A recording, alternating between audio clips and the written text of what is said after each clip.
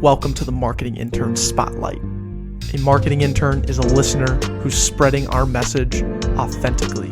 Hear their story, their passion, and their journey. Enjoy. Well, I know what we're going to talk about, so. Oh, no. Yeah. Mary, what did I get myself into? Oh. Spill it. Yep. Mary LeVoir, welcome to the Backpocket podcast. How you doing today? Doing so good. Just woke up about an hour ago, so really getting the day started right here with you guys. Absolutely. Love it. That's how we want to get your day started, because we want to fire you up. LeVoir, like that's... LeVoir. Whoa. LeVoir. It's it runs in the LaCroix family. It's like we actually invented LaCroix, you know. Yep. So, yeah. Wow. Are you thinking of maybe making a competing brand? Yeah. LeVoir? I'm just going to drop the X. Drop the X. And add an L. And add an L, a little V, a soft V. LeVoir. LeVoir. That's actually probably better than LaCroix. Honestly, yeah. It really better. Flows off the tongue a little bit more. It's very French of you. Yeah. I'm only like actually 15% French or something, I think. So I'm 15% Italian, but I like own that I'm 100%. Oh, me too. Yeah. They're like, oh, you must be French. I'm like, you know it. You know it. I'm like, that's right. People, I really don't know what I am. Never really That's unpacked that. You're Irish. I'm Irish, but it's you like... should unpack that on an episode of the podcast. Yes. Oh. Do Bring in the 23andMe. family. Bring in your family. I know. I've been trying to get my mom out here. My mom She's would be not such supporting it. No. She just has 4 other kids to take care of, and so she's busy. Like, yeah, like it. You have to like put things in her calendar to have phone conversations with her. Maybe you could just add it to her calendar, and then she'll just show up. Yep. There it is. That's what you got to do. We'll put it on the company card. Yeah, we'll fly her out here. Fly her out here. There you go. Get her Where here. are you from? Denver. Cool. Yeah, it's a fun time. What brought you here? Football, St. Thomas. Nice. I wanted to play football and do engineering, and St. Thomas had both those. Love that. Yeah, so I came out here and visited for the first time ever. My first ever time was a really cold day in January on a Thursday. Not ideal. And I was like, this place is kind of cool. You know, it's cold, but it's like similar to Colorado. That's what got you? I was like, that's interesting that's what got you, because that wouldn't get many people. Not many at people all. would be like, no, I'm going to take a pass. Yeah. to be honest, Thank you. Yeah. Next place. Yeah. Oh, wow. -14. Not my cup of tea. Mm-hmm. No, but I heard about, like, you hear the rumblings about Minnesota. Whenever It's you're a good not from place. here, you're like, oh, you're going to Minnesota. Oh, it's January. You got to get ready. Yeah. You pack your bags. Yeah. Bring your coat. I'm like, okay. Like, I was excited at that point because, like, I grew up skiing and, like, was around cold weather my whole life. But it's not. It's not that, right? It's not that cold. So I was super excited to actually just feel what it would feel like to be in, like, -14 degrees. Yeah.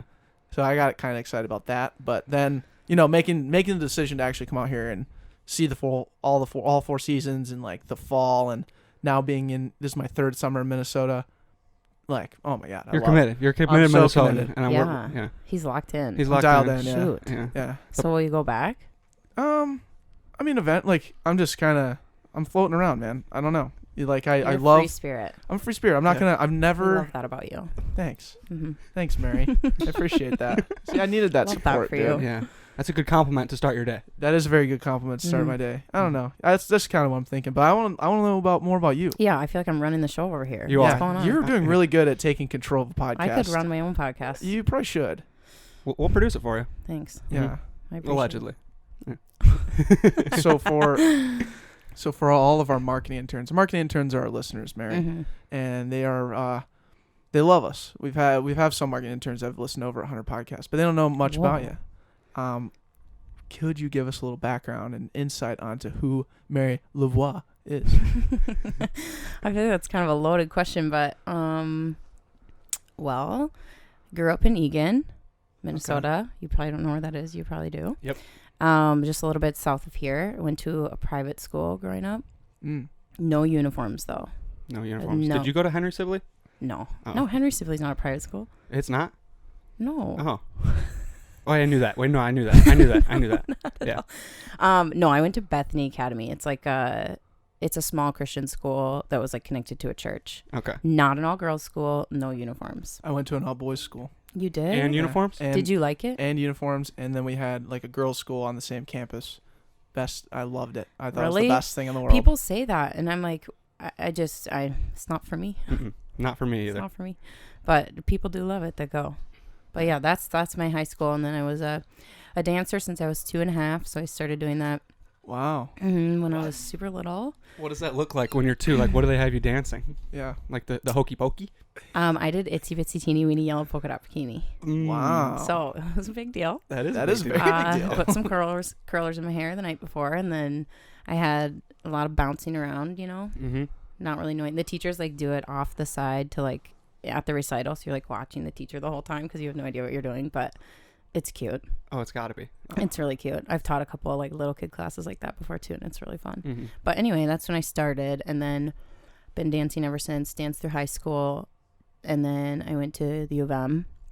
Danced at the U of M on the dance team, and now I teach and coach and choreograph dance all over the place. So Whoa. I just never stopped. Yeah, dancing's your life. Yeah, That's awesome. literally. And that's what brought you to the U of M was dance, or did? Yeah, I like literally was. I had kind of a weird I went through a weird phase after during my senior year of high school. I was like, I will not go to college. I will not I didn't want to do any of it. I just Really? yeah. I don't know if I was afraid of change or what was going on, but I was like, I didn't apply for any schools because I didn't want to go. My mom was like, Mary, you have to apply for something. You have to do something. And I was like, I just want to go to LA. I just want to dance. I wanted to leave. I wanted to go to California. And then my mom was like, well, you've never been there for, you've never really seen the commercial dance industry. Are you sure that's what you want to do? And I was like, yes. I was so adamant about it. And then she kind of helped me apply to a couple places as backup in case I changed my mind. And then I ended up going and trying out for a couple different dance programs at colleges. Have you ever seen those? They're you're looking at two guys who not only not. Yeah, you guys are looking at me I'm well, speaking. No, hold on. Let me just give you some background. I got a little bit more background with Faith. Yeah, you do. Yeah. But see, you're looking at two guys who not only can we not dance. We try though. We try. To be honest, I'm better at organizing a dance circle than I am dancing in the circle myself. That's a good skill though. Mm-hmm. We have a technique. Do you want to learn? Do you want to know it? It's Kinda. real quick. So Yeah. when you're at a bar and there's a lot of people and people are awkwardly dancing, doing this kind of thing, everyone's having drinks, but you'll finish your drink at some point, right? Right. So you take that drink and you put it on the ground. Oh no. And then you tell everyone to watch out. You say, hey, drink's on the ground, But then you start Preferably a bottle. Preferably a bottle. But then you start but then you start dancing around the bottle. Oh. And then you use that as the hub. tribute, the symbol of the dance circle. And then when people are walking by not aware of things and they knock it over, you make a big deal about it and then spread the circle a bit more, put the bottle back and keep dancing. And then everybody dances around the bottle. Your drink that's already gone. That's gone. Yeah, it gets kicked over, but you dive on the You're ground. no, not that. Yeah. It's $3. Yeah, and then you just keep going. Exactly. And you just keep going, and then everybody a lot of people just kind of just buy in eventually. And if you get it starts with Andrew and I. People are like, "Why are you doing this?" And then a couple we jump friends, over it. We jump over it. Yeah, we get we shimmy over it. We're natural choreographers. I think we're natural. Wow. Yeah. So are you looking for more work or? If you tell us a couple bars, we could definitely we could take You'll over that set bar. it up. Yeah. We're enhancers, mood and vibe enhancers. Yeah. I'd like to say. Okay, here's the thing. I feel like if guys do that, it's funny. But if a girl were to do that in the middle of a bar, people would be like, "Get her out of here." There It's would be true. some. There would Yes. be some. No matter how funny the girl is, it would be like, "All right, that's enough out of you." Mm-hmm. It's true, but guys, it's like, "Oh, this is fun and this is funny and oh, they're so funny." There's some. Yeah. It's true. Yeah. Not like natural. I'm jealous, Yeah, but no. I'm kind of jealous. I want to be able to do that. That's a great point. But you do it. You get to travel around the country and do it yourself. So why are you complaining? That's so true. Yeah. I don't really start hype circles, but Mm-hmm. You could. You've created hype around myself, and when people come in, they're like, "Mary, what do we do?" sure. Oh, Just man. like that. Yeah. Right? Yeah. Sure. And then you hype them up. They're like, "Don't like." They ask the coach who's in San Diego, "Hey, what are we gonna do for a dance?" And they'll be like, "Hold on. Mary's coming in. She knows what to do." and then you come in and you tell them, right? Well, I would hope a coach would know what they're doing, but Oh. Okay, so I guess I'm assuming. How does it work? Hold on. Let's before we get into that, Yeah. I want to just touch on the you in college. oh yeah, we forgot. Yeah, just real quick. Oh, shit. My Forever, bad. how long as you want. But because Faith had the same type of feelings of Oh, I finishing bet. her senior year and only wanting to go to LA, California, and continuing to dance. Mhm. And she did apply to schools, and she got into the U of M, and she went to the U of M, but she never wanted to do that. Right. She only wanted to go to She wanted to California. dance. She wanted Yeah. to dance, but she committed to school, and she didn't dance at the U of M, or she Mhm. did her freshman year, Yeah, she was on the premier team. premier Yeah. team. Yeah. So you had the same feelings, but you did go to the U of M as well. Yeah, so like growing up, I guess in Minnesota it's a little bit different. But in like pretty much every state you have like a studio dance, which is what me and Faith did, and then you have dance team. And now the worlds are kind of blended, but they didn't used to be so much when we were growing up. So long ago. But like even in the last like 4 or 5 years, they've just blended a lot. So kids like I guess I could say like dancing at a studio is like playing like traveling basketball, I guess, Yeah. or like playing or being like a gymnast. Like you can't like you'd go to a gym to train and get training to do that. It's not related to the school. It's, you know, your parents pay separately for it. Right. So that's studio dance, and that's what we did growing up. And when you're a studio dancer, you're like, you go to dance conventions, and at these conventions, like all these teachers from LA come, and they kind of like travel on like a little circuit. And so you take classes, like studio just exposes you to more of that LA lifestyle. We bring in choreographers, we go take classes from these choreographers and stuff. So we kind of had like a little bit of exposure to that with doing studio, which is what I grew up with. And then girls that just did dance team danced through their high school, and it was a pretty short season. They only compete here in Minnesota.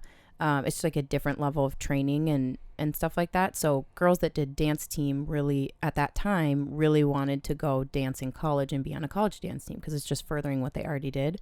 And then a lot of kids that were in studio wanted to go to LA or New York because that's furthering what they did. Does that make sense? Yeah. Yes, absolutely. Those are the So- people you surrounded yourself with Right. throughout the progression of your like dance career. Essentially. Right. So at the time, and I want to be careful how I say it because now I'm very involved in dance team, but at the time I was like, I will not be on a dance team. Like it was just not the same as it is now. And I was like, my mom was like, well, this place has a dance program and this place has a dance team and this, you know, there's like all these different options that I could do. And I was like, don't say the word dance team to me ever again. Like it was not what I wanted to do. I didn't grow up doing it. I was like, no chance.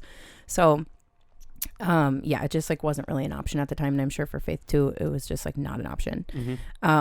But now the worlds are very blended, and most kids that dance at a studio also do their high school dance team, or vice versa, whatever. So, now they have a lot of the same training, Right. basically. But yeah, so when it got to that time, I was like, no, Mom, stay out of it. I'm leaving. I'm going to LA, like this, and that. And at the end of the day, I don't really know like what came over me. Oh, actually I do. I actually tried out for St. Thomas dance team first. Because the tryouts were on different weekends, and I just had no idea at the time what I wanted to do. So I ended up trying out for St. Thomas. I made the team. And then the U of M's tryouts were like a week later. And this is very frowned upon now, but at the time, I guess it wasn't. But now you didn't know about it being frowned. I didn't know because You're naive. I was. And, you know, my mom was like really helping me. She was like, okay, and then you'll go to this tryout. And in the studio world, that's so acceptable. Like you try out for this, you try out for that, you try out for that, you pick and choose. Yep. Well, not in dance team. So I did try out for St. Thomas, made the team. Great team. Love it. Have nothing bad to say about it. It was awesome. And I was like almost bummed I couldn't do that experience. But I ended up trying out for the U like the next weekend and made that team. And I was like, well, I want to be in a Big Ten school and be a part of that. So I ended up picking the U, and financially it just made more sense for my family to be going to the U. So I had to like make that decision and talk to the St. Thomas coach and this and that. So ended up being fine. But I just remember being at the U of M tryout, and I was like, a little part of me was like, what am I doing here? And then, you know, as the weekend went on, I was like, maybe this is really what I want. Maybe, you know, part of me felt like kind of guilty because I was like, there's girls here that like have wanted this their whole life. And I'm like, I don't know if this is what I want, and I could take somebody's spot. And once I ended up making the team, I was like, well, I guess I'm going to the U. Like it just kind of clicked, and I was like, for a second I was like kind of confused about it, and then as we sat in like our first team meeting and we were talking about it, and the girls were so nice and they were like so excited to have me a part of it, and I called my mom. I was like, this is where I'm supposed to be, and it just kind of like all fell into place, and I was like, oh my gosh, thank goodness for Wendy LeVoir, like really pushing for that. Otherwise, like I would be out in LA doing who knows what at this point. Trying to So make a name for yourself. probably. Yeah. I mean, and the U gave being on that team gave me so many opportunities and connected me with so That's many awesome. people. It's insane. So it was definitely where I was supposed to be. But Aren't you on yeah. shout out to moms, by the way. Shout out to moms, absolutely. Just like- Literally. I mean, they do commercialize it with Dance Moms, that show that I've never watched, but I know about it. It's so bad. Again, so bad. Mhm. But let's also highlight the awesome moms who know. Isn't it the craziest thing how like moms just know? I don't get it. You can I'm like, deny. they're always finally right. do it, and then that was the great decision Yeah. every time. I'm like, I hope I have that skill one day. When I have children, I'm Yeah. like, I'm going to be like, I'm always right. I'll You always just re- wait. Yes. That's why we're a pro mom podcast. I don't know if you knew. Yeah, that. I do Pro know mom. that. Yeah. Awesome. I did my homework. Hey, Yes. thanks. I'm just kidding. I listened to you guys before. Nice. Really? Thank you. Yeah, Mhm. for sure. Which one do you listen to? I've listened to I listened to Annie's, I listened to Ben's. I recently listened to Alex's, which was awesome. She is awesome. Alex was Well, it's just so awesome. interesting to hear her talk about all that Right? stuff because you don't hear about it every day. Mhm. Yeah, And a couple other ones. I don't remember off the top of my head, but that's yeah. Sweet. great. Thank you. I love that. Mhm. You're welcome. So you spent 4 years at with a dance team. Was it strictly dance team, or were you doing other things? Any dance programs along with that? No. Okay. I did, oh my gosh, I was like all over the place. I did try out for the U of M dance program. And ended up like placing in there. Like, I don't really know how it works because I didn't end up pursuing it, but they like place you in like levels or classes or whatever. So I ended up like getting put in something there. And then once I made the team, I was like, I got to drop the program. I don't want to do a dance major and the dance team. It was just like way too much. And I was Okay. like, I'd rather major in something else and have this as my like dance experience and then continue after that. So Gotcha. So Yeah. we do our research like Mhm. yourself, and Wow. we found out recently that you were on So You Think You Can Dance. oh yeah, for a hot minute. You were like on it. Well, yeah. Can we just hear how that all kind of shook out? The experience. Yeah. Mhm. Well, that How was does one get another. on? So that was another Wendy situation. You're Wendy, shout out to Wendy. I'm not joking around. Theme of this podcast. I know it. Wendy was like, well, oh gosh, let me remember, because that all happened really quickly too. That was not like a premeditated decision. How old were you? It was my senior year of college. Oh, So wow. I was just about to graduate and I was like, again, now what? Like, I was like, I don't know what to do. Like, I never actually went out to LA to dance. Maybe I still want to, you know? Mm-hmm. I did college. I did the team. I got a degree. So part of me was like, okay, maybe this is my shot. But I really wasn't premeditated at all. I actually had a friend at the time that was like talking about trying out. And I was like, that's awesome. That's so cool. Like, I knew she was going and it was never really a thought in my head. I was actually cheering at a basketball game for the Gophers, like in Chicago or Indiana or something. I don't remember. Chicago, I think we took a bus. And then on our way back, they ended up like losing one of the games in the tournament. So then we had to come back early. So when we came back early, I ended up going home that night. And my mom was like, hey, since the Gophers lost, you know, the last audition for So You Think You Can Dance is tomorrow. Do you want to go in LA? And I was like, wait, what? She was like, yeah, Dad will take you. Like, if you want to go, Dad will fly out with you and take you. Like, I know this is something you've always wanted to do and whatever. And I was like, if the Gophers would have won this game, it wouldn't have even been an option because I would have still been in Chicago. So I was like, sure.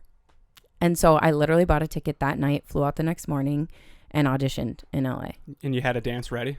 No. No. No. What'd you just- do? My mom like printed off all the forms. I was like on the plane reading the forms and I was like, I have to have like 3 solos prepared. I have to I had nothing. I was like, I had to like bring music on a CD, which I didn't have. So I like brought some blank CDs. That was back when Macs like had a CD port. So luckily my Mac had a CD port, but I was like, well, I was like, I guess I'll just figure this out as I go. So I'm listening to music on my like phone at the time and on the plane, trying to choreograph a routine in my head on the plane so that I could do it in case I made it in front of the judges. Yep. Whoa. Yeah. 3 dances. No, I only choreographed one. I was Okay. like, screw it. I'll just improv if I need to. I Yeah. was like, I don't have time for this. Improv. And I honestly didn't think I would make it that far. Like I really, really, really thought, And by make it that far, what's the process to get in front of the judges? Yeah. I think they do it different now because I've had a couple friends that have been on the show, and are on the show, but it's like, at the time when I was doing it, they had you, it was so crazy. So the LA audition was an open audition, and they don't do that anymore because I think it just kind of got out of hand. Mm-hmm. So now they do like either a video submission. Yeah, I think it's a video submission, and then they'll like invite you back. Okay. And then do all of this. So at the time it was an open audition. So there had to be like 900, 1,000 people there or something that day. It was wild because all the dancers are already in LA. So it's the biggest audition. Right. So I kid you not, we like got there and they were like splitting people up by like guys and girls, and then by what genre of dancer you were. So they would ask like, are you a contemporary dancer? Are you a jazz dancer? Are you a tap dancer? Whatever. Dance around a beer bottle. Do you dance at the bar? You know, like that was a whole section. Yeah. God, we're entering. Yeah. So now we have it. Now we have Score. a No, but we like, I remember the lady was standing there with a clipboard and she was like, what genre are you? And I peek over at like everyone sitting in this huge ballroom, and I see like the girls contemporary, and it was this huge section like all the way up to the top, and I see girls jazz, and I was like, jazz. And it was so, the jazz section was so small, so I go, jazz. And I like walk over to the jazz section with like 20 people in it. I was like, I'm playing my cards right here. Yes. I was like, too bad I didn't bring tap shoes. I could have been in the tap group, but yeah, whatever. So then they have you like go down, and we were like waiting in a room with like, they like put you in a group of 10 based on your style. So I was with like 10 other girl jazz dancers. And then they lined us up and we were like sitting in chairs. And there was like a little wooden, have you ever been to like a wedding and they have like the little wood floor up front for like the dance floor? It was like that. And it was like sitting in the front, and there was like producers and like old, so you think you can dance alumni like sitting up there watching. And 10 people would go at a time, and they would turn on a random piece of music, and you would like line up on the side of the wood floor, and one at a time they would go out and they would dance for like 30 seconds, and they would go, thank you. And then the next person would go, thank you. Thank you. Thank you. And it was a different song every time. So like for the tap dancers, it would be something so random, like Walking on Sunshine or like whatever. Contemporary was like a mix. And then jazz, they were like, it was so random. Like I think my improv song was like, Come On Over Baby. And I was like, really? Like how am I supposed to do this right now? And you just have to wing it. And then the next jazz group got like Natural Woman or something. Like they don't even compare. So like how are you supposed to mentally prepare as you're watching the other people improv? And then after the 10 people would like improv, they would line you up in the back, and they would be like, number 6 and number 12 step forward. And then they'd be like, everyone else can go. Thank you. And you just got cut if you didn't make it through that improv round. And then like the 2 people standing there like, we'll see you for the next improv round. So then you had to like go back and wait and then do it again. Whoa. It was so weird. And then if you made it through the second improv round, then you got a card, and then you got to do your solo in front of the judges the next day. Okay. And So that's the one that you prepared on the plane. Sure. Yeah. Yeah. Allegedly. Wow. Yeah. Yeah. Here's where I'm just like mind blown. So you don't know the song. The song they play is like, this is, I can't believe you're playing this song. Right. And then you have to improv. Mm-hmm. And then you have to just like be so confident in that to just crush it. Yeah, I really think people that do well in those kind of situations are people that like, I hate to say this, but know how to like fake it until you make it a little bit. Like you have to turn it on, and even if you don't know what you're doing, you have to pretend that you do, and you have to pretend that you're like so confident. This is meant to be. This is what I meant wanted to do. Like I think people that are really successful in like auditions specifically for dance are people that like know how to make eye contact, know how to put on a show, and like own it even when they're like falling all over the place. And it's people like that book jobs and that get on shows and whatever, you know. And I'm not saying I'm like really good at that, but I just think at the time I was like, well, here goes nothing. And like I didn't really have anything to lose because it wasn't something I necessarily like planned for and hoped for. So I think that helped me in that situation. Huge. If I had put a lot of pressure on it, it would be a totally different story. It was a 24-hour ordeal. It was. The Gophers weren't good enough and lost. Oh, shocker. So, shocker there. And good old Wendy calls you, hey, this is something that's going on. You interested? Yeah. That'll fly out. Yeah. Let's go. Yeah. That's incredible. And then so you got in front of the judges for your solo. And they put a different song over it when they showed it on TV. I like danced to I don't remember what the song was. It was like a slower song, and because they have you like approve your music the night before, like you have to turn in your CD and they have to like make sure it's approved, and otherwise you have to pick a different song. That's why you have to have 2 or 3 solos prepared. Yeah. So my music was approved because I think they legally have to have the rights to it. Yep. Okay. And then they still put like a Justin Bieber song over it when they played it on TV. And I was like, oh no. That's hilarious. Everyone was texting me and they're like, you danced to Justin Bieber? I was like, no, I don't want to talk about it. That's crazy. So gross. But they can do that and it looked good still? Like, no, it didn't. I was like, why would you do that? Yeah, I was That's like, I don't know if there's like crossover between songs. Like, you can't just change a song. No, it was bad. What was the song that you did pick? Let's go on record. We gotta clear the. Yeah, we want to clear the air. It was I gotta think. Oh, Crazy in Love, the version from 50 Shades, the like slower, kind of like eerie version. Crazy. I've always been scared to see that movie. Yeah, I've always been scared I haven't see seen the movie. movies. Yeah. The soundtrack was pretty good. So Gotcha. The soundtrack was pretty good. Yeah. And that's like I've never watched that movie or read the book. I don't know if I look like a guy who would. Honestly, not, no. I don't know. After I heard about the bar dance. Yeah. We're both wearing stripes, I'm which a little I just curious. realized. Yeah, are you intimidated by the horizontal stripes by chance? Is this a bad look? No, I think it's a good look. I like the palm tree on yours. Thanks. Mom, but intimidated? No. No, not chance. Not chance. No chance. Dude. Not yeah, chance. you dance in front of So You Think You Can Dance. Yeah, Yeah. Jason Derulo. Is that the name of the show? Did I get that right? So You Think You Can Dance, yeah. Okay, so then you got onto the show, and you said it was for a hot second, Clayton? It was for a hot second. It was like, well, my dad got to dance on stage too. What? So they like have you do like, they like pull you, like once you make it through the 2 improv rounds, you do like, I forgot what they call it, victory lap or something, and you do all these like interviews and like you like jump around to these stations and do filming and interviews and whatnot. So when I had my interview with the producer the night before, he was like really funny and cool, and he was like, so like, who brought you here, whatever, just like trying to collect more information about me. And I was like, oh, just my dad. And he was like, so is your dad a big dance dad? And I was like, sure, like any other dad, I guess. He's been supportive. And the guy was like, but more supportive than the rest of your family, right? And I was like, I see what you're doing here. I was like, I'll play your game. Yeah, totally. And I was like, sure. And he was like joking around with me because he knew I was like playing into his game. And he was like, so does your dad rhinestone costumes ever? And I was like, totally. So we just like went back and forth on that. And I actually told my dad the night before I did my solo, I was like, I feel like they're going to pull you up on stage because they asked me way too many questions and like whatever. I just knew it was coming. So I did my solo, and then they like asked me a couple questions after, and they're like, oh, I heard your dad can dance. And I was like, he thinks he can. Haha. And they like, you got to play the game, you know? Yeah. You gotta know your audience. I was like, oh, hee hee. So they were like, let's see it. And I was like, yeah, let's see it. And so they like brought him up on stage, and my dad was like, I'm going to kill you. But he ended up like dancing around. Paula Abdul was like one of the judges. You're kidding. Yeah. They were like, what song? And he was like, how about something from the 80s? My dad was like so playing into it too. And they were like, how about a Paula Abdul song? And he was like, so I don't know. It was pretty funny, but yeah. God, what an awesome dad. Yeah, I mean, he's a good sport. He is a good sport. Of course, he calls my mom after, though.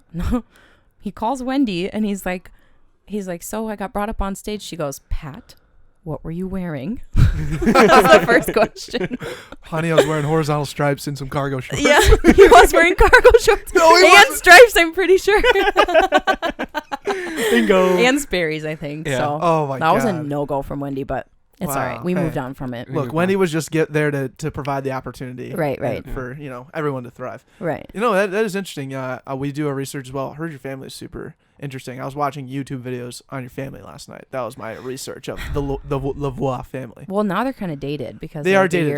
A year or so old. But think about that. That's just documented stuff you can go back and watch like forever. I know. I wish my little brother kept up with it because Noah, it was right? Noah. Yeah, I've got 3 brothers, but one of my little brothers was the one that did the vlogs. The vlogs, yeah, they were fun. They were just fun for us. Like no matter who else liked them, we liked them. So I know. I could tell you guys had a freaking blast with it. My favorite part about the whole story that Annie was telling me about was that you guys were at like a bar or something, and Piff was like a huge follower.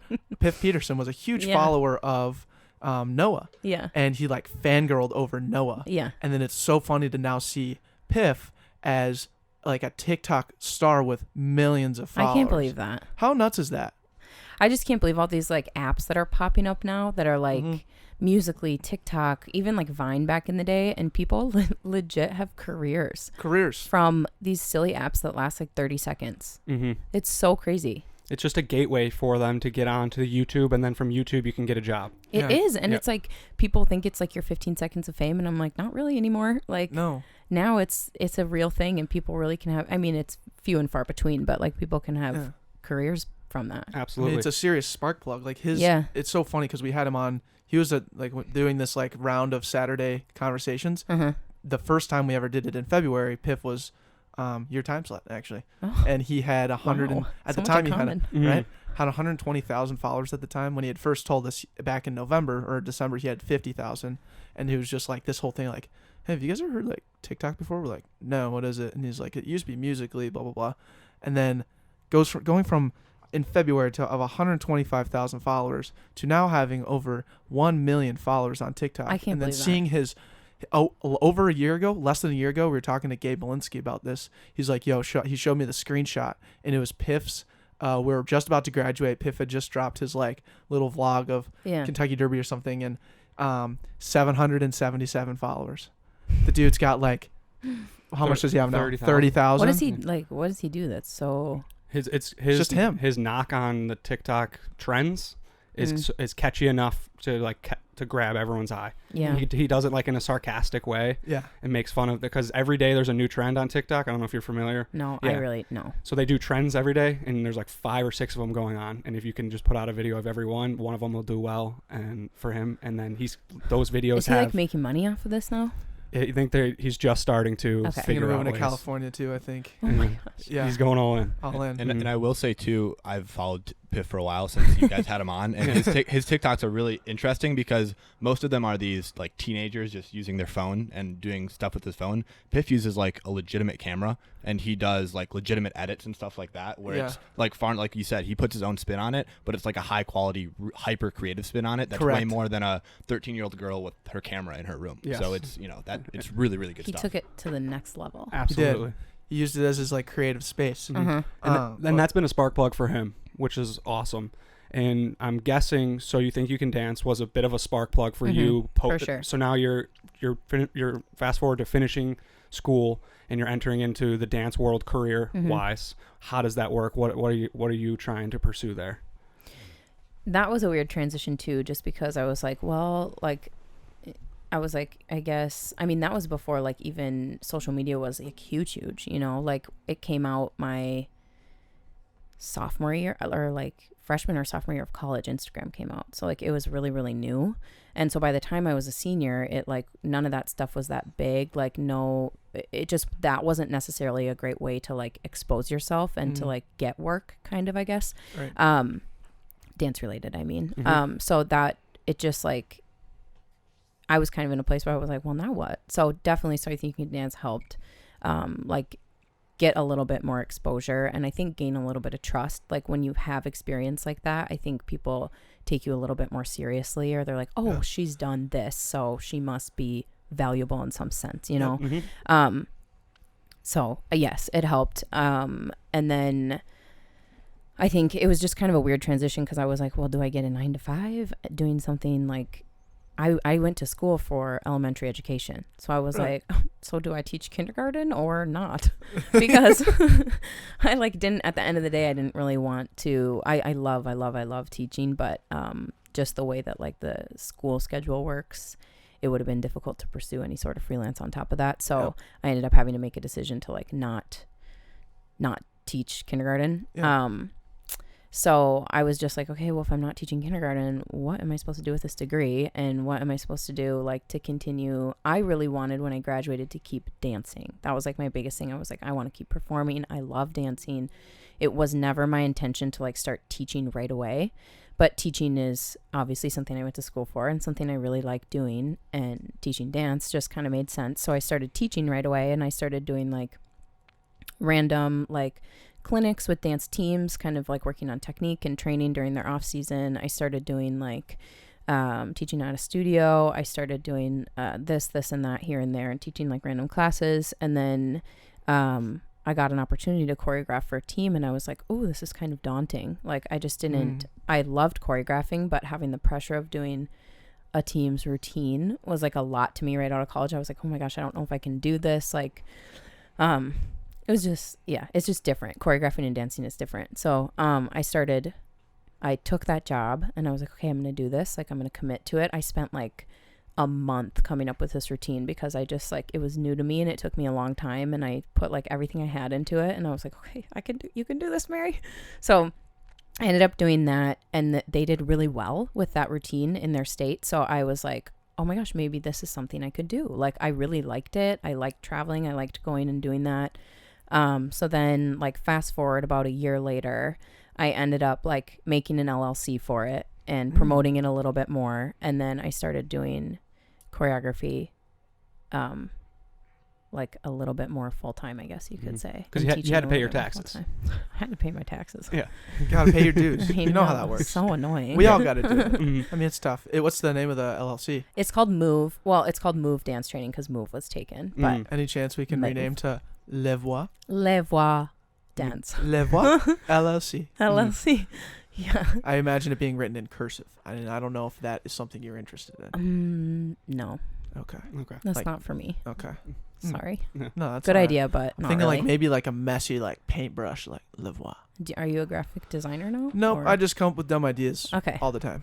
So that's kind of I'll think about it. Yeah, we'll work on it. That's super cool. So like, what's it like to now kind of have a basis? Like, I think what you touched on that was really cool is like Instagram used to just be like a platform where you smacked a photo up there. Yeah. And it was just kind of nothing. I miss it.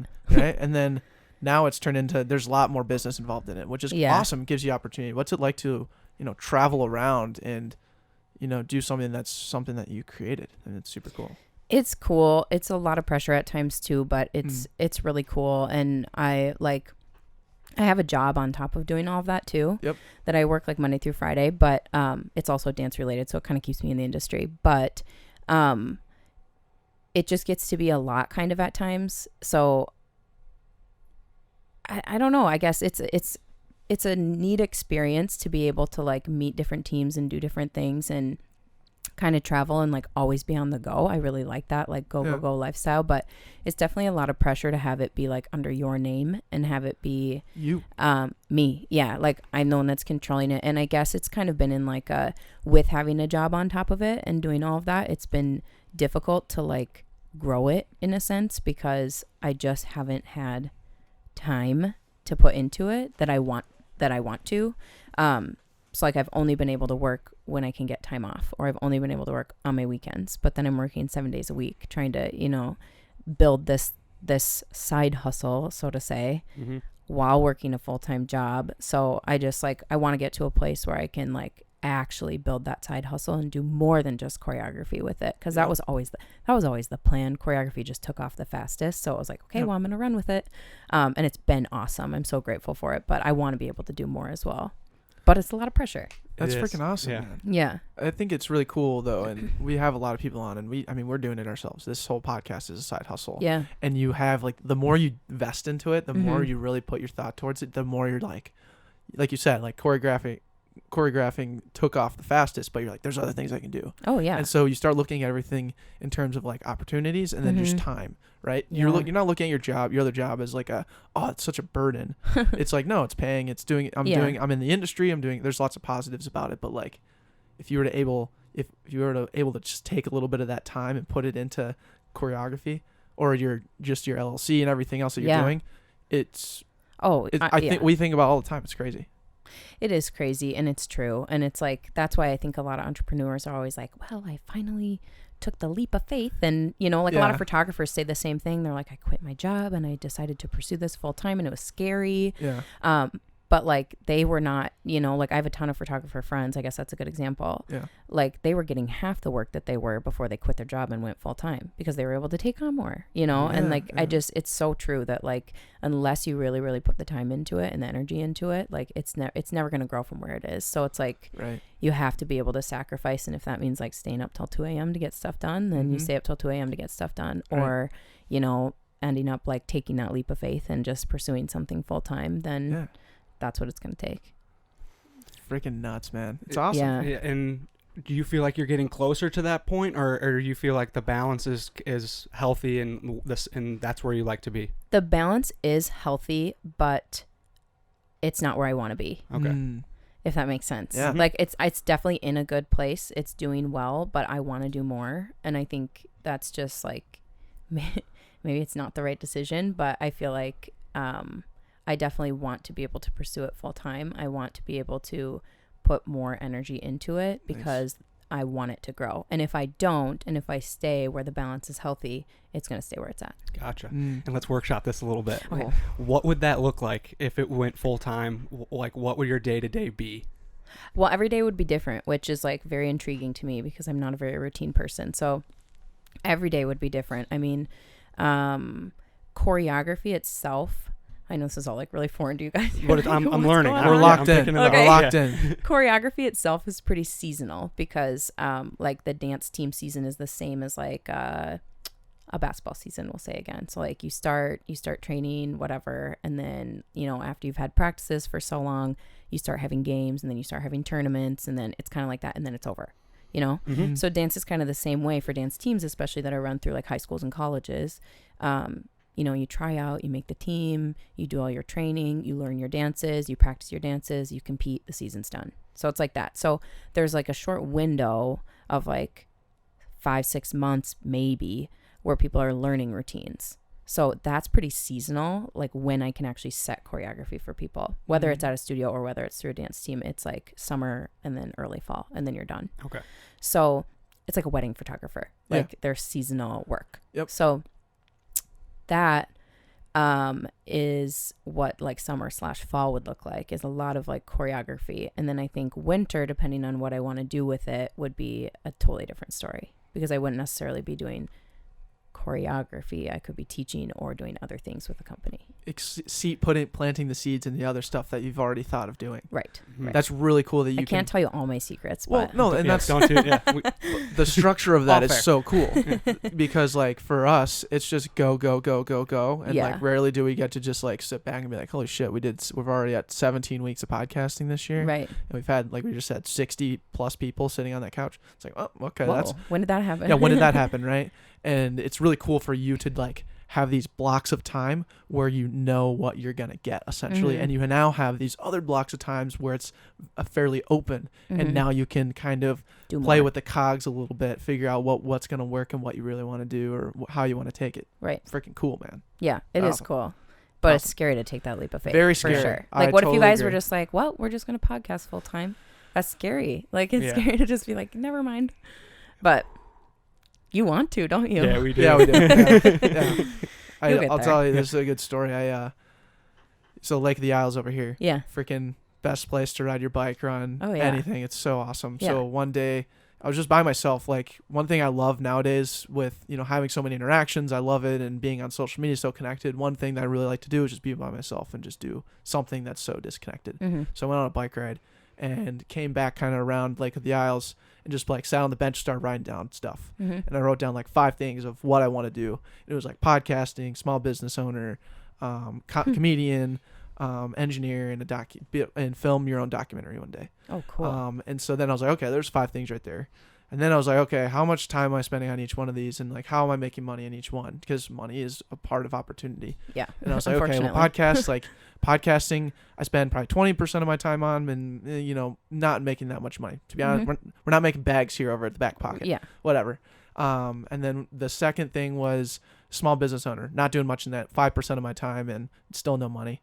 That was like comedy, 5% of my time, still no money. Engineering, I work full time as an engineer, so that's like 60-70% of my time, all of my money. And then filming a documentary, I'm like, oh, 5% again. So I was like, okay, well, what if I just took that out, spent more of my time on the other things? I was like, podcasting 25% of the time. I don't know if I'm going to spend more time doing more of these podcasts. We're already putting out 3 a week. Like that's a lot That's of a lot. podcasts. What if I could take that 60% and divvy it up over the comedy and divvy it up over filming a documentary, and then also more specifically a small business owner? What about that? Right. What about that? That might make some money. And oh wait, the podcast is a small business. Oh wait, the comedy is associated with the podcast. Yeah. And oh wait, we can do a podcast documentary. Boom. And then wait, we can use small business to sell and promote comedy. We could use the podcast to help sell, promote, and market other people like we do already. And maybe we can even do a documentary on how our whole experience happens. fired up. Look at him go. Look at him go. One bike ride around Lake of the Isles. Yeah. And then he's like, he had like a come to Jesus moment. And Mhm. he's like ready to go for life. I love it. I'm And so impressed. yeah, right? Actually, I'm not joking around. Thank He's you. like so offended. Yeah, no. Oh, no, not offended. I'm just like, when you say things, you have to take it step by step. Yeah, you do. I was thinking that the whole time, and writing it down, you make leaps when you do that. You do. When you say it, it's so much different because you guys have, like, before I had any of that, you're like, okay, bike ride, right? That's where it started. You never knew where it finished. I knew where the end point was, but I had to walk through it, Mhm. right? So when you say things, it almost just helps formulate how the plan would work. Unfold in Not that I have broad it all terms. figured out, but Yeah, broad terms. that's step one, I guess. Yeah. It is. And just like how you walk through how we workshopped, potentially what it would look like. And that's the coolest part is we all have that ability to potentially take these things on and do our own thing. And I love gravitating towards people that have that urge, have that fire under their belly.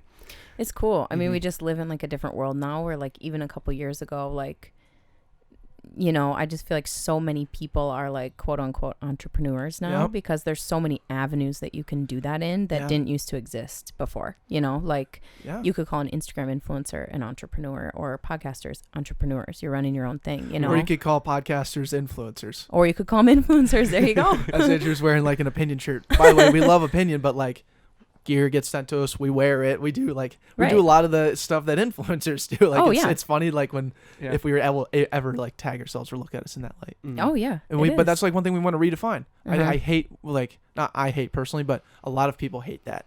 A lot of an people hate influencer. what the term influencer. You know what I'm saying? Well, I Is- think influencers in general are just a little, the Yeah. market's a little saturated, and there's people that are really are influencers, Yeah. and there's people that like aren't. yeah. Yes, absolutely. So- And that's all that needs to be said. 'Cause And that's I all that agree, needs to be said, I agree yeah. with that completely. But kind of fast forward or trapping the puck on that and transitioning back to you. Uh-huh. We're going to ask you some back pocket core questions. Oh. The first one is one we ask all of our guests. It's your average quality, something that you do well at times and other times not so well. At the end of the day, it's your average quality. So, Mary, what is your average quality? I feel like maybe I have a few, but I think my biggest average quality is knowing my lefts from rights, like giving directions. Like even when I can't do it, I have to do. I have L's to put up and the R's. L Yeah. every time. Like unless like if I'm giving directions in a car, I'm like, oh, they're like, which way do you turn? I'm like left, and I'm pointing right, and I'm like, I mean left, and I switch it. I cannot do it. But if I'm getting like a back massage, I'm like a little to the left. I always know which way left is. Yep. There you go. So if it benefits me, Then I you know got it my done. left from right. Yeah. But otherwise, That's funny. it's pretty average. That's funny. That's Or the I'll give be and take. teaching. I'll be Yeah. teaching like college age students, and I'm like, okay, so you're gonna step on your left foot, and I like step on my right, and they're like, that's your right. I'm like, don't say it. Don't tell me. I like the people like the dad move is like, oh, other left. Yeah. Oh, try again. Yeah. Right. Oh, other right there. You know? That's too funny. That's awesome. I love how it's when it's you, when it's like you need to know Oh, I left know. and right for you. You're like, lock that I'm in. like to the Easy. right. I said. other right. Exactly. Oh, That's man. phenomenal. I love that. It's those small like letters for me when I'm spelling. I'll flip letters all day long, and it's got the similar type of mindset of like this. I really don't care, like left or right. It's just like throw it out there. Yeah. I'm spelling. I'm writing. And, Yeah, I don't care. Anxiety. I have a post This is with so funny. with Alex Corsel on Yeah. it, and the title is "We All Have Anxiety," and I spelled it anxiety. Yeah, and it's out there. It's whatever. Just like, leave it just at this leave it. point. Who cares? Like, know, almost like- every comment is like, hey, you spelled that wrong. Hey, you should have your interns do spell checks. Hey, this, that, and the other. We're like, I don't Whatever. even Hear see it. it. Yeah. I posted on LinkedIn. You're not giving even- me anxiety. Yeah. You're giving me anxiety. You're making it worse. anxiety. Yeah. I posted on LinkedIn, not even knowing that. Andrew tells me yesterday, he's like, dude, you see all the comments about my typos? And I was like, yeah, they were pretty messed up in the captions. He's like, no, in the title. And I was like, anxiety. Oh, no. I posted it on LinkedIn too. Yeah. And everyone's commenting on it. Too late. Whatever. What were you going to say though? I don't remember. Yeah, Whatever. Spelling errors, Spelling left and right. errors. That's just what we Spelling are. is tough. I'm not a good speller either. That's another average quality. It's one of those skills you don't necessarily need. Like, Well, the human brain, like if the first letter is right and the last letter is right, it like doesn't process that things are wrong Yep. in the middle sometimes. Yep. So like you could spell everything wrong, And that's and it. I would probably read it and be like, it looks good. mhm. Especially with how quickly we look at things now. People Yeah. probably just browse over that. Yeah, And that's my excuse every time for Yeah. when I spell something wrong. you're like, maybe it was on purpose. Mm. Such a mystery. Exactly. You'll never know. hmm But left and rights are your average quality. Yeah, it's tough. And then the next question is, what's in your back pocket? This is something you carry around in your back pocket when pressure becomes stress and anxiety is rising. Yeah, And, the anxiety. yeah. We hate that. and this is You loved that one. Yes. and this is what you utilize in your back pocket. So Mary, what's in your back pocket? Might sound like a cheesy answer, but I really, really mean it. I think that having a strong faith is like a huge thing to have in your back pocket. I really do. And I think that that's something that has carried me through my whole life, even though I told you stories where I was like, I have no idea what I'm doing. Like, I think whenever I've gotten stressed or not known what I'm supposed to be doing, like, I don't even like to say it's in my back pocket because I feel like that's a bad place to keep it, you know? But I think just How you mean? What do you mean? like, It's a I don't nice think your your faith back. should necessarily be in your back pocket and take it out when it's convenient to you. Oh. You know what I mean? Like, I Mm. think if you have a strong faith and you have a relationship with God, I think it's something that should lead everything that you're doing and every Mm. decision you make. And so Mm. I wouldn't necessarily describe it as being in my back pocket, but I really do think that that is something that, like, when pressure becomes stress, it's the only thing I lean on ever. Like, literally even just shooting up a little, like, God, please help me get through this. Like, that will, boom, I'll be positive all day just because of that. You Yep. know, I know I'm not alone. And so I think that's like the number one thing that would get me through any situation ever. Absolutely. I That love little that. that little release of putting your faith in something higher Oh yeah. is everyone has a little bit of different ways of describing it, but that's a very common theme when we ask this question, what's in your Yeah. back pocket? It's faith, it's meditation, it's working out. Yeah. It's like things that give yourself a little bit of release and put your time and your energy into something a little bit higher Bigger, up, bigger than you. Yes. Yeah. Because Mhm. when you put all the pressure on yourself, just in general, it's like, how are you supposed to take that on? Like, you can't take on the pressure of everything all on your own, you know? So All like, at once. never. So when you give it up, it's just, that's the way to go. It's Mhm. freaking awesome, man. I It love is. that. And it's and even like family too. And Yeah. it's so funny, like when you ask this question, you think it's gonna be some like extraordinary thing about, you know, just something so removed that you would have never Yeah. even thought of, but it's what you rely on the most. It's Yeah. that one thing that you hold true no matter what. Mhm. And like Andrew said, it could be a ton of different things, but Mhm. again, just like that higher power, it's awesome. Yeah. So another thing is a challenge. So we need Oh, to, no. you know, we challenge ourselves every day, but we're always looking for new ways to expand the back pocket network. Oh yeah. Bring in cool people to that chair or that sectional, I should say. Yeah. So who do you think we should have on this podcast? I think I don't know if you guys have or not before, but I think that you guys should try to get James Farrow on here. Do you know who he is? Farrow. No. He's lives in Minneapolis now, but I think he's back and forth between Minneapolis and LA. He's like really good friends with my boyfriend Grayson. But he's a rapper. And I think it would be kind of cool to like hear about his story in the music industry and like Yeah. making it out in LA and producing music and stuff like that. So I think he'd be kind of cool. Challenge accepted. I want a rapper in here He's so really bad. cool. Yes. Yeah. I'll get you in touch. We reached out to Alright. what, little something? Lil Pump? No, I'm No, just I kidding. can't Oh, remember. I was like, whoa. No, Lil Get it. Gosh, he's a Tip. no. DJ Tip. Oh, DJ. I don't remember. Yeah. What? Nah, No, Gravy. Young Gravy. Young Gravy. Is he Younger. local? Yeah. Yes. Oh, And he's cool. He's playing at Lollapalooza this summer. Fun. Yeah, and but he's blowing up. And we try to get on, and he's like, "You guys are big enough." Yeah, he Really literally said, sad. said we're It's big like, all right, we'll come back to you when we're bigger then. Yeah. Yeah, What's whatever. not dude. big enough Watch about us shine. yeah. Yeah. What's not big enough about these floral chairs and some horizontal stripes, Mr. Yeah. Gravy? Yeah, Yeah. but what was his name again? Jimmy Ivy. James Farrow. James Farrow. Yeah. Challenge accepted. Yeah. Yeah. We got it, dude. So Cool we've guy. been peppering you with questions the whole podcast. Ever since Oh, you've yeah. woken up, you wake up for an hour or you're up for an Yeah. hour and then now you're just you got two Answering guys questions. and you're just answering questions. Yeah. But What now did I get myself into? yeah. What do you have any questions for us?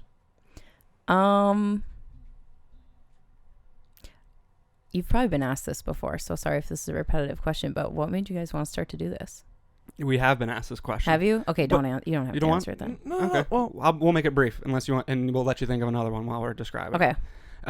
We started it because we wanted to have conversations with our friends, and we thought we could entertain people. Because we listened to Part of My Take, and would they entertain it through sports? We're like, all right, we can entertain people through conversation, and we just want to talk to our friends. And then it gravitated, and then we started interviewing professors, and then we reached out to people on Instagram and had people over FaceTime throughout all over the country, all over the world. We had 2 people in Australia, someone in Texas, someone in North Carolina, LA, just all over the place. And we're like, this is pretty rewarding, but we can't really meet these people, and there's not really a strong tie at the end of the conversation. And it's just it's flowed to dominating the sandbox of the Twin Cities and continuing to have these awesome conversations with people such as yourself, because everyone has these really cool conversations and they fire us up, and we know there are people that are going to take away something from these conversations. And we have the ability to create a platform for a community to be inspired, and that's why we continue to do it. That's awesome. and that's why That we was like. a good answer. Yeah, Thank you. And yeah, He practiced that one in front of me for sure. Yeah, when you We've say been it asked enough. that. Yeah, again, we've been asked that, but it's like this episode specifically is the Marketing Intern Spotlight, and the Marketing Intern is a listener, so we dedicate an entire episode just for our listener. And Yeah. it shows like these people are around you. These people are so closely tied to you, and they have like this incredible influence. We were touching on earlier, like how we didn't really like the word influence, but really like what we want to do is kind of redefine and how people look at that, where it's like your mom is an influencer, a doctor is an influencer, your best friends are influencers on your own life, and these people have unique stories and unique paths in life, but at the same time there are certain situations that you'll go through that someone else will take from that and be like, I went through that too. Yeah. That was kind of tough. Yeah. And then You can connect on a you can different level. connect. You make a community and exactly. And that's kind of what we are building. Do you guys think that people ever like maybe misinterpret isn't the word, but like misunderstand or maybe don't understand how much back end work goes into producing a podcast? I think like, do you ever think people look at you guys and are like, oh, they're trying to make money by just sitting around and chatting with people, and they don't understand I think that's the problem with a lot of influencers and why people have such a negative opinion about an influencer in any sense, whether it's a podcast or a Instagram person or whatever, I think people don't understand everything that goes into it, and all they see is the pretty picture that comes out, or all they see is the podcast that gets released. So they're like, well, if they can do it, I can do it. I want to do it, and so people are like, how are they making money by just talking to people? So like, do you ever get that negative feedback or like any of your friends like, oh really, you're just gonna be a do you get what I'm asking? Yeah, I'm going in circles, but I have had that feeling that I am not going, if I do this, then I'm not living up to my full potential type thing, because it can be looked at that so minimally, like that's all that you're doing. Right. So I've had those feelings, not that I've been put that, no one has told me that, but that has just been something that I've thought that society is telling me, like you need to do something. And I know Declan has this in a much deeper level with engineering and like a scientific level. I'm a business major. And I can see how my career could unfold in this versus Declan in engineering and podcasting. It doesn't coexist. But I've had those feelings, and that's an awesome question, and I struggle with it, but I'm starting to like confirm in my head that we put in collectively 24 hours a week on this podcast. That's one full day out of the week, whether it's 2 hours here, 10 hours here. We've logged it. It's 24 hours in a week we put directly towards the back pocket.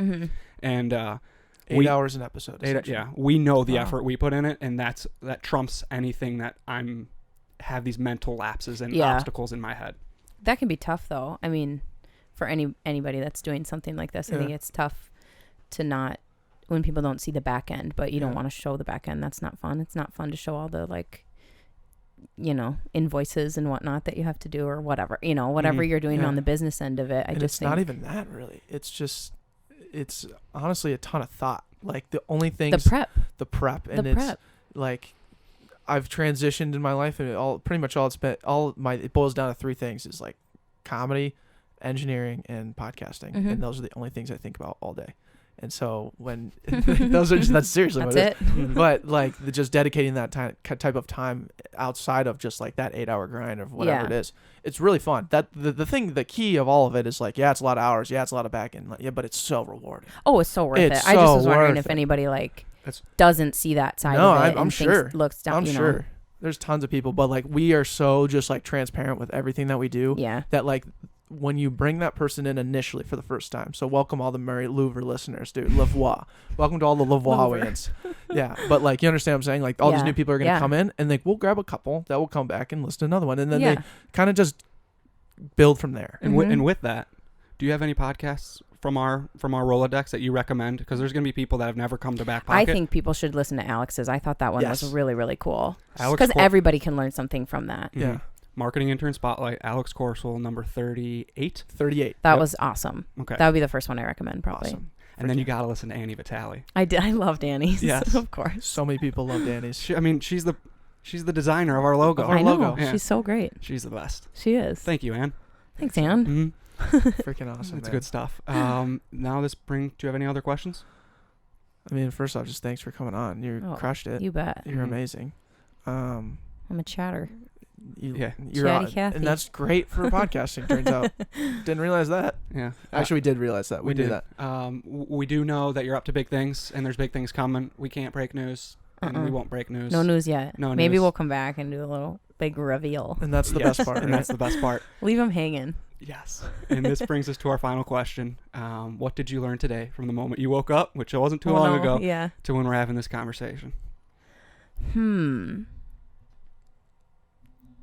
What did I learn today? I got to think about this one. Okay. Like about from this podcast or anything that I learned today? Anything in general. Yeah.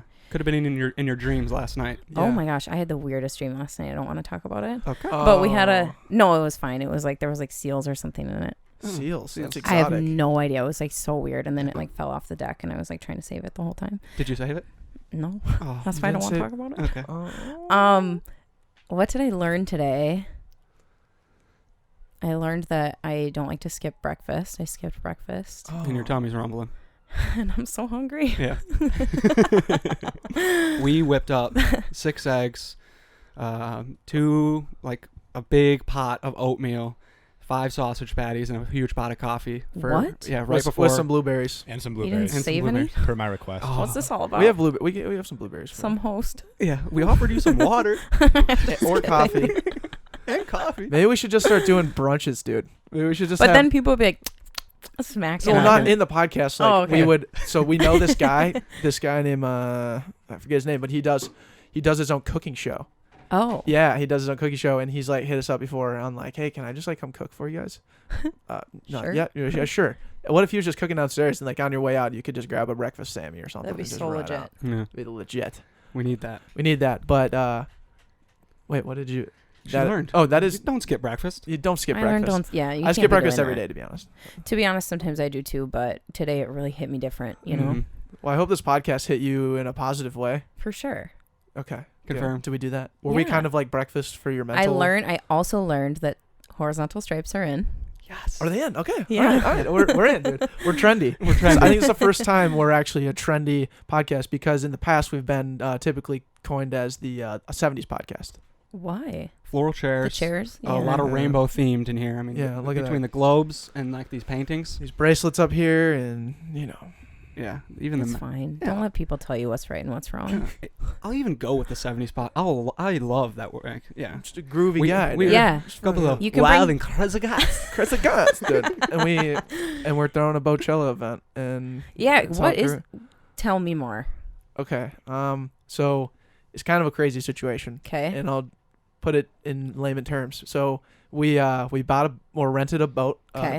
one of the river boats on the Mississippi, fits 250 people, Whoa. and we have a band. However, we cannot tell everybody the band name because they've blown up to a certain point where they're booking shows that have contracts that don't allow them to promote. So they told us This podcast is going to be released on the 25th Okay. of in 2 June, days. and then Bochella's going to be coming up on Saturday. 4 days. 4 June days. 29th.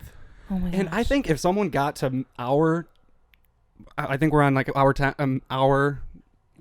One Yeah, hour 05. hour 05. And if they got this far, they can hear. Like, there's no way Live Nation is gonna get to this part of the podcast, as long as we don't promote it on our social. Yep. If Okay. a So you committed, can tell me. I'm gonna tell you, and we're gonna tell all of our listeners that are committed. Oh my gosh. It's Yam House, who's played in our backyard, who's like our best friends, and they're playing on the boat, and they're playing at Basilica Block Party 2 weeks after. Cool. Opening for Casey Musgraves. Casual. And Yeah. they can't promote it because Live Nation, the owner of Basilica, won't allow bands to promote an event happening 3 months prior. Gotcha. So we're fucked.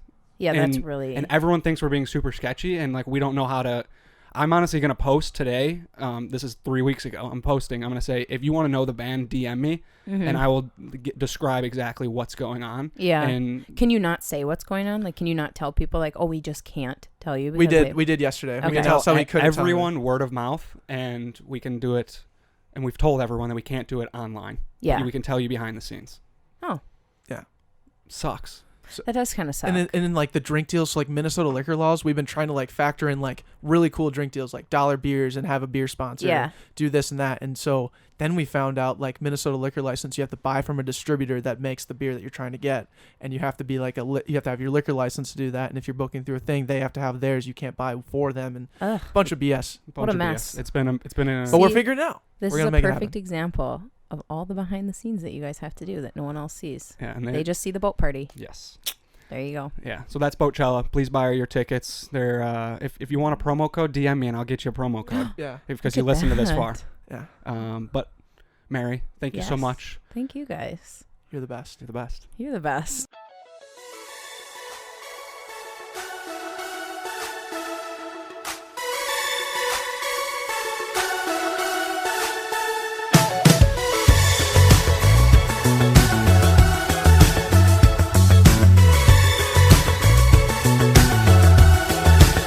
Well, I've been hanging on the west coast of my heart, right where I'm meant to from the start. It's so much warmer than the secrets you've been holding in. And don't you look at me sideways with those eyes.